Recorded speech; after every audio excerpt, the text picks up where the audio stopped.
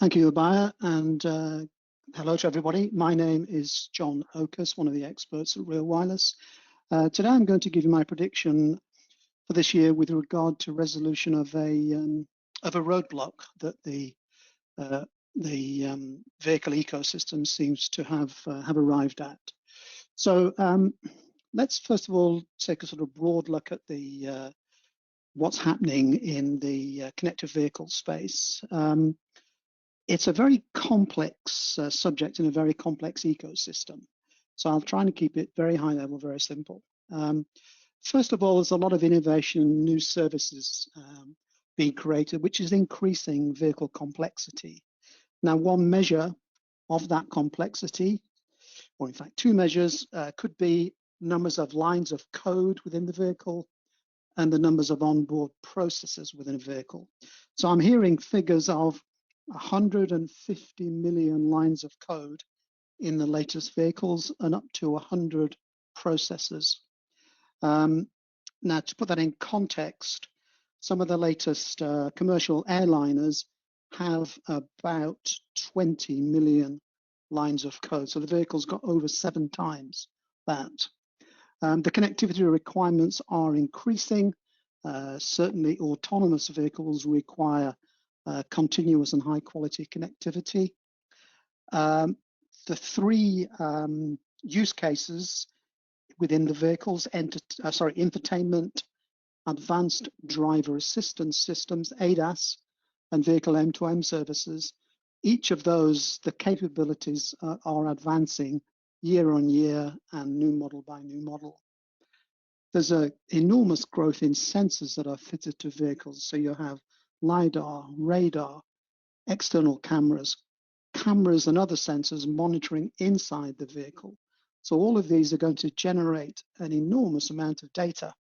But what's not clear is how much stays within the vehicle and how much has to be transmitted to cloud services.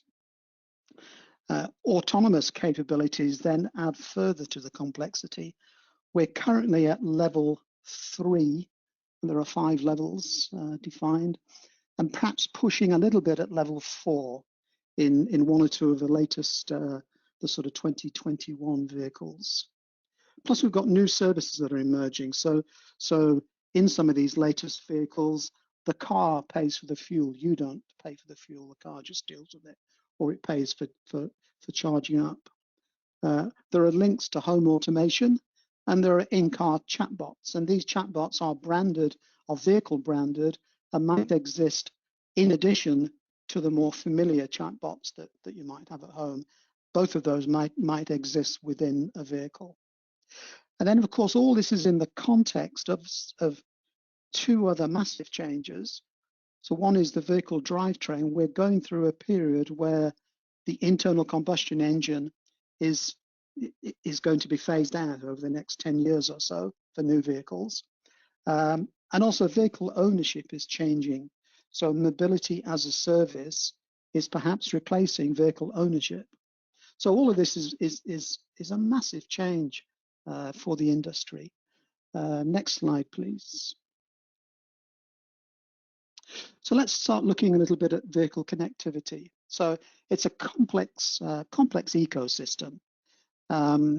We're bringing together all of the automotive system and its ecosystem with mobile operators, telcos, cloud service providers, equipment vendors, and web scale operators. And it's perhaps a slightly uneasy liaison. There's concerns about who owns the customer. There's concerns about who owns the data. And then the connectivity services are basically seen as monetization opportunities. You as the end user have no real choice over the connectivity that's provided.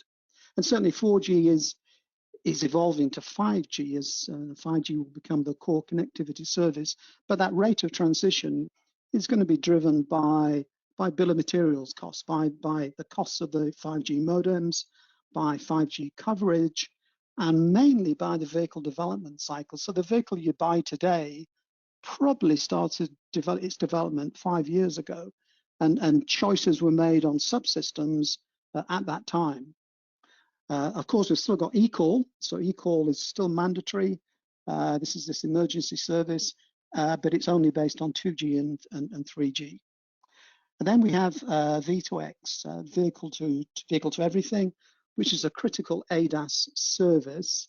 And that diagram on the right shows you a little bit about V2X. So it allows vehicles to talk to other vehicles. And so a vehicle in front of you or several vehicles in front of you might tell you or tell your car that it's braking hard. Traffic lights, vehicle to infrastructure might tell your car that they're just about to go to red, so you might as well slow down before you get there. You can tell a pedestrian that you're going quite fast and he shouldn't really step out into the road. And then vehicle to network, providing traffic and city management statistics maybe. So V2X is a critical safety service, but currently it's supported by two standards, ITS G5 and C cellular V2X, and there's no clear strategy of where we're going with that. Next slide, please. So let's have a look at these two standards. So both support safety critical services, V2V, V2Y, and V2P. And the key point is you need minimal latency. So if a car in front of you slams on its brakes and it tells your car to do the same, then it needs to do it really quickly. ITS G5 is based on 5.9 gigahertz, 802.11p, so Wi-Fi technology, first seen in DSRC technology.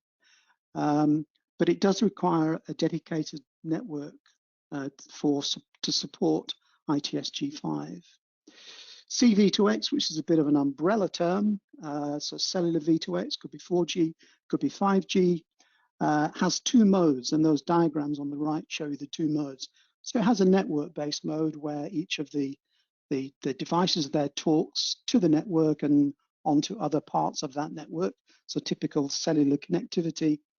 But it also has a direct mode, so it can talk to other vehicles, it can talk to pedestrians via what's known imaginatively as PC5 sidelink. So this is direct mode, also operating in 5.9 gigahertz spectrum.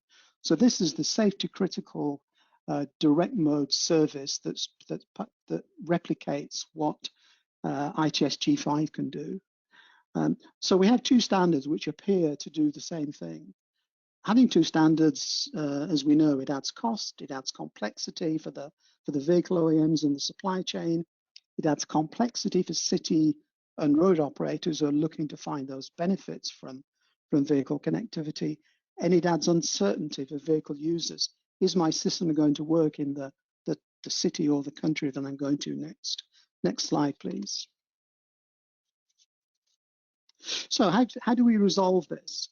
It's a here and now issue that does need resolving because we're getting fragmentation already. So some countries are starting to deploy CV2X. And at the same time, we have some new vehicles such as the Golf Mark 8 just come out, fitted with ITS G5. So a mainstream family high volume vehicle fitted with ITS G5. So we're already seeing this fragmentation. There are international standardization efforts, 3GPP, 5G ANXE, and others. Could these standards converge, or will ongoing global developments of 5G make 5G the de facto standard? And most importantly, whose problem is it? Is it the standards bodies, governments, road operators, vehicle OEMs, or all of the above? So clearly, this needs to be resolved. We do not want another VHS versus Betamax. And I think my prediction is I think this is going to be resolved this year. I think it probably needs some government intervention, some international government intervention in some way, and I suspect it will probably go the way of 5G. So I'm now going to pass you on to my colleague Ollie, who's going to carry on in the transport vein. Thank you.